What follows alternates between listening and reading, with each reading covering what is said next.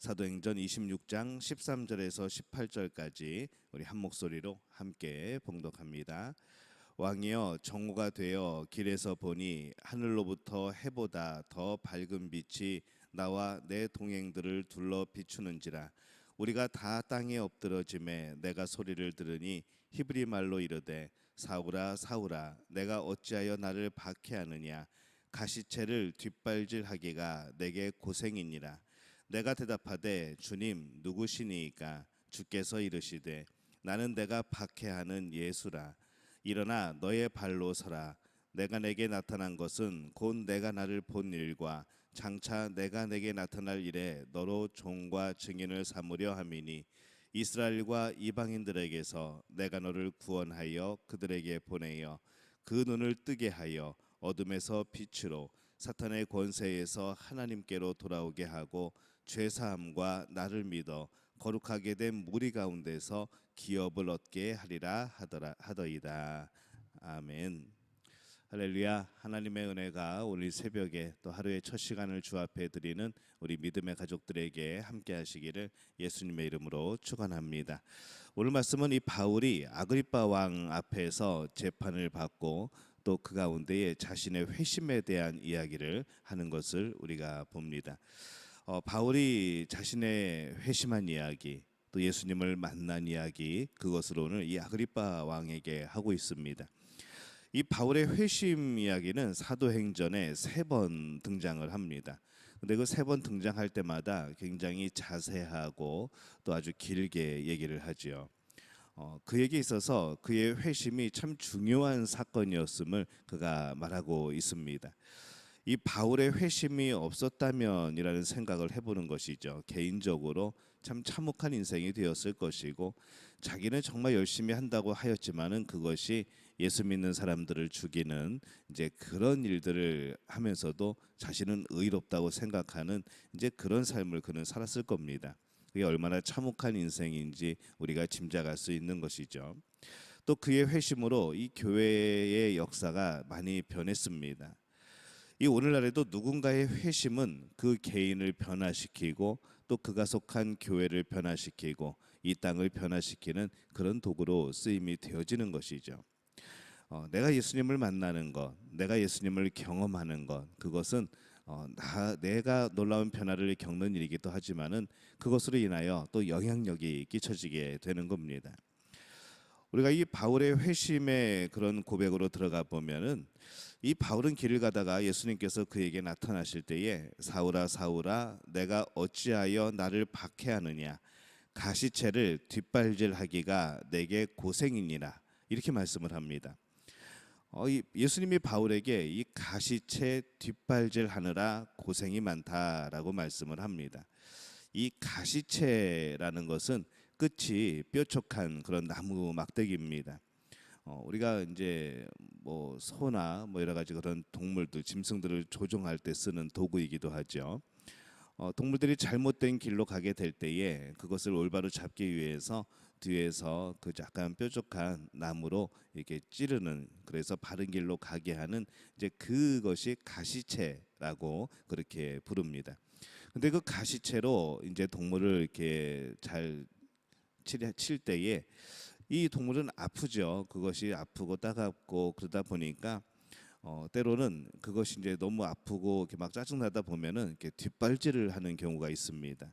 그래서 그것을 이제 가시체 뒷발질한다라고 말을 합니다. 그래서 이 문장은 어떤 운명 또 하나님의 뜻을 거스르는 행동, 이것을 가시체 뒷발질한다라고 그렇게 표현하면서 관용구로 썼던 것이죠. 근데 이 가시체 뒷발질하는 것은 결국에는 자기 자신을 더 아프게 할 뿐입니다.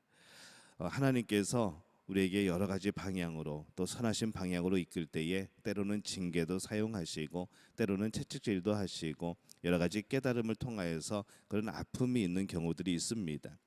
근데 그 아픔을 통하여서 바라봐야 될 것은 내 자신이지, 그 아픔 때문에 뒷발질을 해서는 안 된다는 것이죠. 근데 이 바울의 인생이 바로 이 가시체 뒷발질하는 그런 인생이었다는 겁니다. 이 바울을 사랑하시는 하나님께서 이 바울에게 여러 가지로 다가오십니다. 시시때때로 바울에게 마음을 주셨죠. 근데 이 바울이 그것을 알아채지 못한 채 계속해서 그것을 거부하며 살아옵니다. 스데반의 순교 사건을 통해서도 그렇고 또 그 모습을 통해서 그는 과연 어떠한 소망이 있길래, 예수 그리스도는 과연 누구시길래 저 스데반 집사가 저렇게 순교하면서까지 그렇게 기쁨으로 하는가, 이것에 대해서 그는 깨닫지 못했습니다. 하나님은 바울을 부르셨지만은 바울은 전혀 알아듣지 못했던 것이죠. 이 가시체를 하나님이 대신 거죠. 바울은 그렇게 그럼에도 불구하고 거부하면서 이제 뒷발질하는 그러한 삶을 살은 겁니다. 그런 모습을 볼 때마다 하나님 앞에 내 자신을 돌아보는 것이 아니고 하나님의 그 음성에 뒷발질하면서 더욱더 예수 믿는 사람들을 핍박하는 것에 열심을 내었던 겁니다. 주님이 이끄시는 길이 아니라 그 자신이 이끄는 길은 아픔이 따릅니다. 이 가시체의 발길질이라는 이 말에는 아픔이 포함되어 있습니다. 멸망의 길을 가기 때문에 하나님께서 바른 길을 가라고 계속 찌르시는 것이죠. 그래서 아픔이 있습니다. 여러분, 신앙생활은 아픔이 있습니다. 근데 그 아픔이 있을 때 그것은 하나님이 나를 사랑하신다는 것이죠. 그 아픔이 있을 때 나를 올바른 길로 가라고 하나님께서 나를 가르치시는 겁니다. 그 아플 때에 뒷발질해서는 안 되는 것이죠. 그것이 아프다고 그 아픔 때문에 뒷발질한다면은 결국에는 올바른 길을 갈 수가 없게 됩니다. 그때 돌아서야 하는 것이죠. 가시체가 찔릴 때에 그때 우리는 하나님이 원하시는 길을 다시 찾아야 되는 겁니다. 하나님께로 돌아서야 되는 것이고 진리로 돌아서야 되는 것이죠.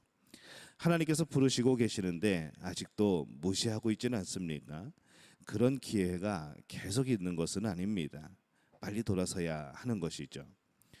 하나님께서 바울에게 말씀을 합니다. 13절에 보면은 정오가 되어 길에서 보니 하늘로부터 해보다 더 밝은 빛이 나와 내 동행들을 둘러 비추는지라, 이렇게 말씀을 합니다. 그 당시 회심했을 당시, 예수님을 만났을 그 당시의 그 모습을 이제 다시 한번 돌이켜 보는 것이죠. 이 바울의 경우에는 예수님께서 해보다 더 밝은 빛으로 임하셨고 직접 말씀을 하십니다. 이 하나님께서 사람들에게 임하는 방식은 참 다양합니다. 사람마다 다르듯이 하나님께서 사람을 만나시는 방식도 참 다양합니다. 중요한 것은 하나님의 말씀을 듣고 회심하는 것이죠. 이 하나님의 말씀을 들었다는 것은 하나님께 더욱더 가까이 갈 수 있는 기회인 겁니다. 어떤 하나님이 주시는 마음을 우리가 가졌다면은 그것은 내 자신이 하나님께 합당한 자가 더 될 수 있는 그러한 길이 열렸다는 것이죠. 그래서 이 하나님의 말씀을 듣고 하나님의 음성을 들었다는 것은 회심으로 이어져야 되는 겁니다. 우리의 삶에는 브레이크가 있습니다. 때때로 내가 삶을 멈추는, 내가 삶의 진행을 막는 그런 브레이크를 우리가 밟을 수도 있지만은 하나님께서 우리 삶에 잠깐 멈춤으로 또 여러 가지 그런 하나님의 음성을 듣게 하시는 경우들이 있는 것이죠. 우리가 그 음성을 들었을 때에 어떤 이들은 무시하지만 어떤 이들은 반응합니다.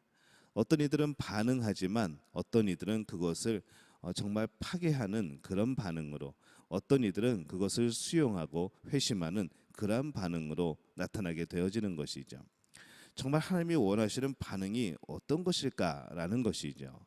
가시체의 뒷발질하는 그런 모습으로 반응을 하는가, 아니면 하나님의 그런 음성에 대해서 우리는 정말 내 자신을 돌이키며 다시 한번 점검해보는 그 방향으로 무엇인가 완성하고 무엇인가 만들어가고 무엇인가 굳건케 하는 그러한 반응으로 보여지는가, 어떤 회심의 반응이 보이는가, 우리는 이것을 곰곰이 생각할 수 있어야 합니다. 18절에 보면은 그 눈을 뜨게 하여 어둠에서 빛으로 사탄의 권세에서 하나님께로 돌아오게 하고 죄 사함과 나를 믿어 거룩하게 된 무리 가운데서 기업을 얻게 하리라 하더이다, 이렇게 말씀을 합니다. 이 사람들의 눈을 뜨게 하여서 어둠에서 빛으로 사탄의 권세에서 하나님께로 돌아서게 하는 것, 이것이 믿음을 갖게 하는 것이고 회심케 하는 겁니다. 회심이란 돌아서는 겁니다. 어둠에서 빛으로 돌아서는 것이죠. 사탄의 권세에서 하나님께로 돌아서는 겁니다. 불안과 두려움 속에서 자유함으로 평안함으로 가는 겁니다. 이 성경에는 회심이 때로는 믿음과 동의어로 나타납니다. 바울이 완전히 돌아섰죠. 바울이 회심을 합니다. 핍박하던 자가 핍박을 당하는 사람이 되어집니다. 돌아서면 생명이고 회심하지 않고 그냥 가면 그는 죽음인 것이죠. 빨리 돌아서야 됩니다. 하나님을 온전히 바라보는 그 자리로 돌아서야 하는 것이죠. 여러분들은 회심하셨습니까? 예수님을 만나고 또 내가 죄인임을 깨닫고 이제 죄에서 돌이켜서 예수님만을 따르겠다고 여러분 고백하셨습니까? 정말 하나님께로 돌아서셨습니까? 이 부분이 확실하다면 여러분들은 굉장히 자유하고 행복한 사람입니다. 이것이 불확실하다면 그런 날이 있도록 하나님께 마음을 두고 인생을 깊이 살펴볼 필요가 있습니다. 회심하였다고 하면서도 이 회심의 모습이 너무 안 보이는 사람들도 있습니다. 회심을 많이 착각하는 것이죠. 회심은 이 가던 길을 더 잘 가기 위해서 마치 우리가 차를 갈아타는 그런 것이 아닙니다. 회심은 삶의 방향이 바뀌는 겁니다. 자신을 꾸미는 삶에서 자신을 죽이는 삶으로 바뀌어지는 것이죠. 내 자신이 높은 줄 알고 꾸몄다가도 예수님을 만나고 예수님이 높으심을 알고 예수님을 꾸미게 되는 것이 바로 회심입니다. 그렇게 자신을 죽이는 것이 바로 자신이 사는 길이라는 것을 믿기 때문에 그렇습니다. 왜냐하면 그 생명이 우리 안에 있는 것이 아니고 예수 안에 있는 생명이기 때문에 그렇습니다. 자신을 죽인다는 것은 내 자신을 사랑하지 않는다거나 생각이 없어지는 것이 아닙니다. 내 자신을 죽인다는 것은 탐욕을 죽이는 것이고 이기주의와 거짓으로 물든 그 자신을 죽이는 겁니다.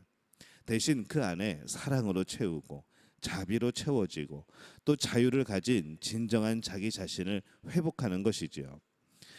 오직 그리스도 안에서만 가능한 이 진정한 나의 모습, 내 자신을 회복하는 것이 회심입니다.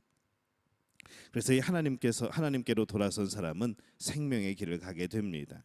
때로는 속도가 늦추어질 때도 있습니다. 그러나 그래도 방향이 맞기 때문에 엉뚱하게 가지는 않는 것이죠. 그래서 이전에 확실한 회심이 있는 것이 중요합니다. 여러분 그것을 위해서 정말 간절하게 기도하시기를 바랍니다. 정말 간절히 기도해야 됩니다. 그리고 회심 이후에는 방향만 전환된 것이 아니라 더 나아가서 하나님을 향하여서 그 옳은 길을 힘차게 달려가는 분들이 되어주시기를 바랍니다. 예수님께서 부르실 때에 바울을 부르실 때의 모습을 우리가 오늘 살펴봤습니다. 이 부름을 통해서 바울이 회심하는 그런 모습들도 봅니다. 예수님께서 바울의 이전의 삶을 가시채 발길질하는 그런 인생이라고 표현하고 계시는데 오늘날 많은 사람들이 가시채 발길질을 하고 있습니다. 하나님의 징계, 하나님의 채찍질, 하나님의 선한 이끄심에 대해서 우리는 여전히 그것이 아프다고 뒷발질을 하는 것이죠. 하나님은 분명히 우리의 삶 속에 개입하셔서 우리를 만져가시고 우리를 깎아가시고 하나님 보시기에 합당한 모습으로 만들어가고 계시는데 우리는 그것이 아프다고 우리는 하나님을 원망하고 우리 삶에서 모든 신앙의 믿음의 삶에서 자꾸 무엇인가를 새롭게 바꿔보려고 하는 그 자리에서 떠나려고 하는 그런 모습들이 나오게 됩니다. 정말 회심이 있어야 되는 것이죠. 인생을 살다가 아픔을 겪을 때 곧 가시채가 우리를 찌를 때 그 가시채를 괴로워하고 원망할 것이 아니라 우리가 가던 길을 멈추고 진지하게 우리 자신을 살펴봄으로 이 하나님이 원하시는 길을 가야 합니다. 그 가시채는 우리를 향한 하나님의 사랑의 음성입니다. 가시채가 있을 때 그 가시채의 발길질로 더욱 고통의 그런 곳으로 빠져지는 것이 아니라 회심을 통하여서 진리의 길을 가게 되는 우리 믿음의 가족들이 되어지시기를 예수님의 이름으로 축원합니다.